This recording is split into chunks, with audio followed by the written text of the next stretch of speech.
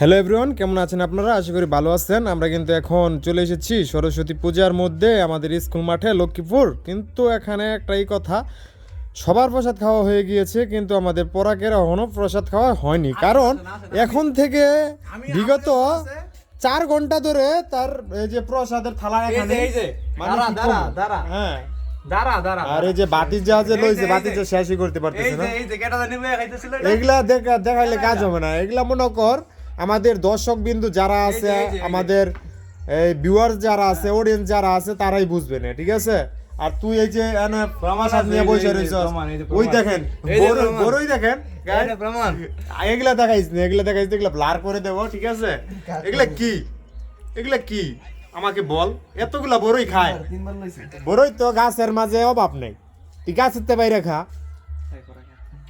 আর এই যে আমাদের অলক, এই পেজের ওনার কিন্তু শুয়ে রয়েছে, খুবই ক্লান্ত সে।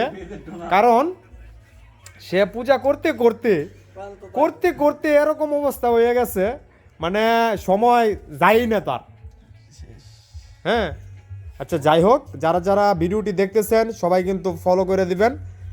আর আমাদের কিন্তু ভালো একটা প্র্যাঙ্ক ভিডিও আসবে কিছুদিনের ভিতরেই, বা এমনকি আজকে বিকেলেই হতে পারে শ্যুটটা। হ্যাঁ, আর এখানে কিন্তু পরাগ কিন্তু ভালোভাবেই খাইতেছে। যারা যারা পরাগের সাপোর্ট আছেন তারা কিন্তু অবশ্যই আপনারা কমেন্ট করে দিবেন, ঠিক আছে? পরাগ দাস পিকে।